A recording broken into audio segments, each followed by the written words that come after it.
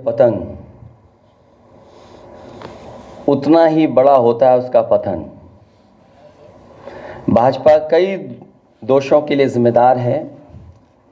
सामाजिक रूप से भाजपा ने देश में सौहार्द बिगाड़ा, भाईचारा खत्म किया, जाति के खिलाफ जाति, संप्रदाय के खिलाफ संप्रदाय लड़वाया, संविधान द्वारा दिए गए आरक्षण को साजिशन खत्म करने के लिए बेरोजगारों से छल किया, पेपर लीक कराए, देश के लिए आगे बढ़कर लड़ने वालों की बहन बेटियों के लिए जानबूझकर अपने मंत्रियों से अपशब्द कहलवाए, महिलाओं के प्रति अपराध बढ़ाए, मणिपुर हाथरस महिला पहलवान, पिछड़े दलित अल्पसंख्यक व आदिवासियों पर अत्याचार और सबसे खराब व्यवहार किए जाने के लिए रिकॉर्ड बना। आर्थिक रूप से इलेक्टोरल बॉन्ड का ऐतिहासिक भ्रष्टाचार किया। इलेक्टोरल बॉन्ड के माध्यम से पैसा कमाने के लिए मुनाफाखोरी को बढ़ावा दिया, जिसने महंगाई को बढ़ाया। अपने फायदे के लिए भाजपा ने जनता पर बेतहाशा महंगाई थोप दी। नोटबंदी से व्यापार कारोबार चौपट कर दिया। भ्रष्ट जीएसटी से छोटे दुकानदार तक को मंदी का शिकार बना दिया। किसानों की ज़मीन हड़पनी चाहिए, काले कानून लाने चाहे, खाद की बोरी की चोरी की, लाभकारी मूल्य नहीं दिया, 35 सालों की सबसे बड़ी बेरोजगारी में देश को धकेला, महंगाई से गरीब को और गरीब बना दिया, अमीरों के अरबों के लोन माफ़ किए लेकिन किसानों के ऋण के लिए आत्महत्या के लिए मजबूर किया, ब्याज की दरें घटाकर मध्यम वर्ग की बचत को बेकार कर दिया, बैंकों में तरह तरह के चार्ज और पेनल्टी से लोगों के खाते दीमक की तरह अंदर ही अंदर खा गए, बैंक लॉकरों के नाम पर जिम्मेदारी से पल्ला झाड़ लिया, नैतिक रूप से चंदे तक का पैसा खा गए, केयर फंड के नाम के आगे पीएम के नाम का इस्तेमाल करके बाद में हिसाब देने से मना कर दिया, अपराधियों को शामिल करने, उनके कृत्यों पर पर्दा डालना, जैसे मणिपुर में अपने संगी साथियों द्वारा बेटी के साथ मानवीय व्यवहार में, बीएचयू छात्र अभद्रता कांड में, खीरी किसान हत्याकांड में, हाथरस की बेटी के बलात्कार हत्या व कानपुर देहात कांड में जहां मां बेटी को झोपड़ी में जिंदा जलाकर मार डाला, ऐसे अनगिनत उदाहरण हैं। शारीरिक रूप से देखें तो भाजपा लोगों के शरीर स्वास्थ्य से भी खिलवाड़ किया, उसके भी दोषी हैं। भाजपा ने बिना जांच परखे जानलेवा वैक्सीन लगवाई, कमीशन खाकर गलत दवाइयों को पास करके लोगों का जीवन खतरे में डाला। इसका सीधा असर जनता की सेहत पर पड़ेगा और आने वाली पीढ़ियों की तंदुरुस्ती पर भी। भाजपा पीढ़ियों पर प्रहार की दोषी भी है। मनोवैज्ञानिक रूप से लोगों के दिल और दिमाग में जानलेवा वैक्सीन लगवाने के बाद बीमार होने पर डर बैठा दिया। महिलाओं के अंदर असुरक्षा का भाव घर कर गया। युवा अनएम्प्लॉयमेंट या अंडर एम्प्लॉयमेंट से डिप्रेशन का शिकार हुआ। राजनीतिक रूप से चंडीगढ़ के मेयर चुनाव में कैमरे के सामने धांधली की, चुनी हुई सरकारें गिराईं, खरीद फरोख्त का नकारात्मक सियासत को जायज़ ठहराया, पारिवारिक रूप से राजनीतिक फायदे के लिए परिवारों को लड़वा दिया, भाई के खिलाफ भाई को।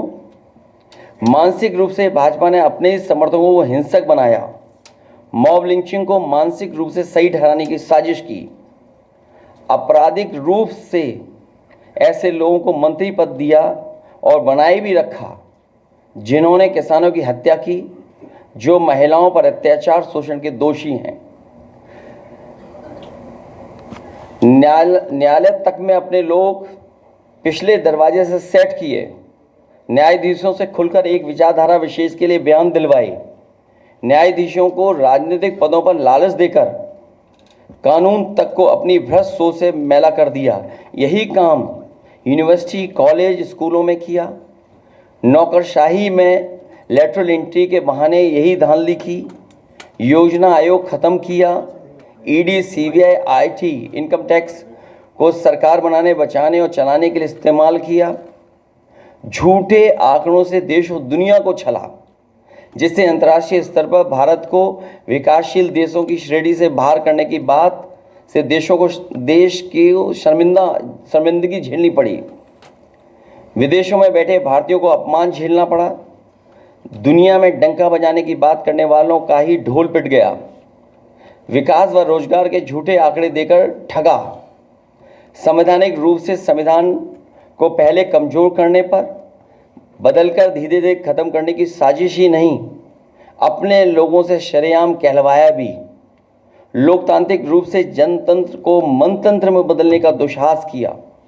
व्यक्ति को व्यवस्था से बड़ा बनाने और बताने का दुष्प्रचार कर लोकतंत्र की भावना का अपमान किया। चुनाव के नतीजों को कुछ भ्रष्ट मीडियाकर्मी और अधिकारियों की मिलीभगत से बदला भी और आगे भी इस चुनावी घपले को जारी रखने का षड्यंत्र रचा।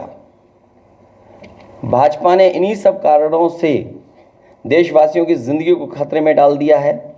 साथ ही भाजपा ने अग्निवीर जैसी अल्पकालिक भर्ती जो देश की सुरक्षा व सीमाओं से समझौता करके देश को खतरे में डाल दिया है।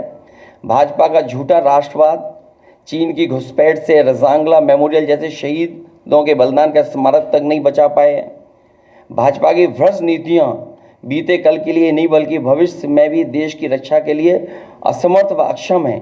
इसलिए जनता इस बार गांधी जी को याद करते हुए करो या मरो की तरह आंदोलित हो गई है और अपने देश के भविष्य बचाने के लिए नया स्वतंत्रता आंदोलन लड़ने के लिए तैयार बैठी है। जनता स्वतंत्रता सेनानियों की तरह बलिदान करने के लिए तैयार है, क्योंकि भाजपा काल में उसका जीवन तो वैसे ही दूभर हो गया है। जनता की सकारात्मक सक्रियता से देश नकारात्मक ताकतों से आज़ाद होने जा रहा है।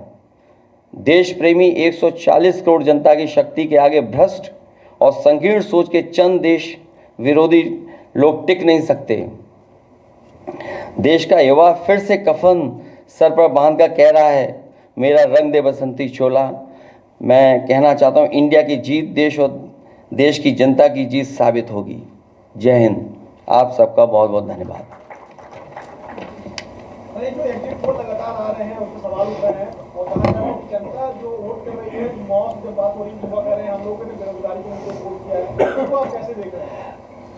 हम और आप पूरे जनता के बीच में थे पूरे चुनाव भर, और इतनी तपती हुई गर्मी में, भीषण गर्मी में लोगों ने इस लोकतंत्र को, संविधान को मजबूत बनाने के लिए मतदान किया। कहीं भी किसी जगह पर ऐसा नहीं दिखा कि भारतीय जनता पार्टी के समर्थन में लोग आए हों। उनके टेंट खाली थे, मैदान खाली थे, और इसमें से कई साथी ऐसे जो एग्जिट पोल में शामिल हैं, वो और उनकी संस्थाएं भारतीय जनता पार्टी के लिए बूथ मैनेजमेंट का भी काम करती हैं। समय समय पर बूथ की जानकारी भी देती हैं। जो सवाल हमसे आप पूछ रहे हैं, वो सवाल मेरे मीडिया कर्मियों से ये भी है कि उन लोगों से भी पूछें कि जो एग्जिट पोल वाली संस्थाएं और एजेंसियां हैं, क्या वो भारतीय जनता पार्टी के लिए पिछले कई वर्षों से बूथ मैनेजमेंट का काम कर रहे हैं कि नहीं कर रहे हैं। तो जो लोग उनके समय समय पे बूथ मैनेजमेंट का काम कर रहे हैं, वही एग्जिट पोल मैनेजमेंट के लिए आए हैं। वो माहौल बना रहे हैं, विपक्ष के लोगों को डराना चाहते हैं। ये राजनीति इनकी पहले से रही है और इसी तरह करते आए हैं, लेकिन इस बार जनता भी तैयार है और इस देश का नौजवान से लेकर के हर वर्ग के लोग तैयार हैं कि उन्हें अपने मतदान किए हुए की रक्षा करनी है।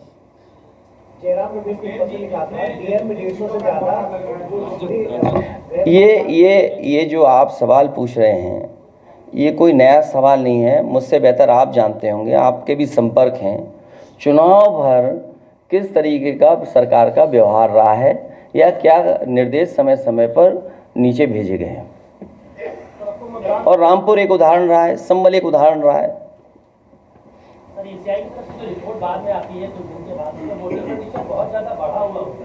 देखिए, ये जवाब इलेक्शन कमीशन को देना चाहिए, क्योंकि ये कॉन्स्टिट्यूशनल बॉडी है, और अगर किसी को इस बात का शक है कि वोट आखिरकार क्यों बढ़ रहा है, जो फॉर्म 17C है उसमें पूरी जानकारी है कि कितना वोट पड़ा है। मुझे उम्मीद है कि इलेक्शन कमीशन तमाम नियमों का पालन करेगा और एजेंट से लेकर के जो जानकारी है वो भी सही देंगे। एजेंट जो मौके पर रहेंगे उनको भी सुरक्षा का इंतजाम इलेक्शन कमीशन करेगा, क्योंकि जब भारतीय जनता पार्टी कमज़ोर दिखेगी, हार की तरफ जाएगी, तो शासन प्रशासन उनका है। उनकी कोशिश होगी कि एजेंटों को भी डराएं धमकाएं। सर फॉर्म 17C जहाँ पे नहीं दिया गया है तो वहाँ पे कंपैरिजन कैसे करेंगे आपके एजेंट? फॉर्म 17C की कॉपी एजेंटों के पास है, लेकिन उसमें ये भी जानकारी होनी चाहिए आपको कि 17C एजेंट के दस्तखत नहीं होते हैं, लेकिन एजेंट के पास वो फॉर्म 17C होता है, उसे जानकारी होती है कितना वोट पड़ा है। ये हमारी पार्टी के कार्यालय में हमारे पास पूरे हैं, क्योंकि हमें पता था कि बीजेपी किसी भी साजिश षड्यंत्र में शामिल हो सकती है, इसलिए जानकारी पूरी हम लोगों ने डे 1 से रखी है। अरे एक ही बिरादरी के सब सवाल पूछोगे, इसका मतलब प्रेस धन्यवाद दे दें। बहुत धन्यवाद आपका, क्योंकि एक ही बिरादरी से पूछवा रहे हो सवाल। धन्यवाद, ये सब सेटिंग आपकी भी है। चलिए धन्यवाद। ये इसलिए है कि मुनाफा कुछ लोग कमा कर कल विदा हो जाएंगे कुछ लोग। अखिलेश जी एक बात बताइए, जो गठबंधन आपका है, इस गठबंधन में कुछ माया, जैसे आपकी ममता बनर्जी है और टीडीपी है, ये लोग अलग रह गए। अगर जरूरत पड़ी इन लोगों की आपको, तो आपको अच्छे संबंध से कहीं ऐसा तो नहीं, अगर वो आप उनसे कहें कि आप हमारे साथ जुड़िए, कुछ सीटें कम पड़ती हैं तो प्राइम मिनिस्टरशिप के लिए आपको चेहरा बनाने की बात करें। अच्छा ये बताओ, यहाँ बैठ कर के मना कौन करेगा, ये बताओ। बात सही है, बिल्कुल बात सही है। ये होने दो, अब जो होगा वो अच्छा ही होगा। आप प्राइम मिनिस्टर बने और आप वहाँ पे इंटरव्यू लें आपका प्राइम मिनिस्टर हाउस में, सबसे पहले आपको इनवाइट किया जाएगा। चुनाव खत्म हो गया है और NHI की जो बढ़ोतरी है 5% की बढ़ा दी। ये क्यों बता दे, आपके स्वास्थ्य बेहतर हो इसके लिए अमूल ने भी अपने दूध की कीमत बढ़ा दी है। आपका स्वास्थ्य बेहतर हो इसलिए अमूल के लोगों ने भी कुछ 2 रुपए बढ़ा दिए हैं, अब पराग भी बढ़ा देगा। तो आखिरकार इसीलिए मैंने कहा कि इन्होंने अपने लोगों को मुनाफा कमाने के लिए महंगाई का बढ़ाने का काम किया है, अपने लोगों को मुनाफा कमाने दे रहे हैं। आखिर मुनाफा किसके पास जा रहा है? मुनाफा और महंगाई का हमने हमेशा उदाहरण दिया, याद होगा आपको, पार्ले जी बिस्किट पैकेट का, कि उन्होंने अपना मुनाफा कम नहीं होने दिया, चाहे उन्हें पैकेट का बिस्किट हटाना पड़ जाए। चुनाव खत्म हो गया, हर चीज महंगी होगी। आप बताओ, बिजली कहीं मिल रही थी? जिन फेजेस में चुनाव खत्म होता चला जा रहा था, बिजली कहाँ थी? और ये भी हो सकता है कि धीरे धीरे काउंटिंग करें और रात में बिजली गुल करें। नहीं, चुनाव के लिए बोल रहा हूं मैं कि काउंटिंग को धीमे धीमे करें और रात में बिजली गुल करें। ये मैंने पढ़ लिया, एक कॉपी नहीं, बांट दो जल्दी कॉपी, पढ़ लें। ये भी लेट आए हैं, गमछे तो समाजवादी लग रहे हो। नहीं, एक ही बात है, अलगनानंद जी को जानते होगे आप भी, एक ही बात है। स्वामी अलगनानंद जी की अगर है गमछा तो हमारी उनकी एक ही बात है।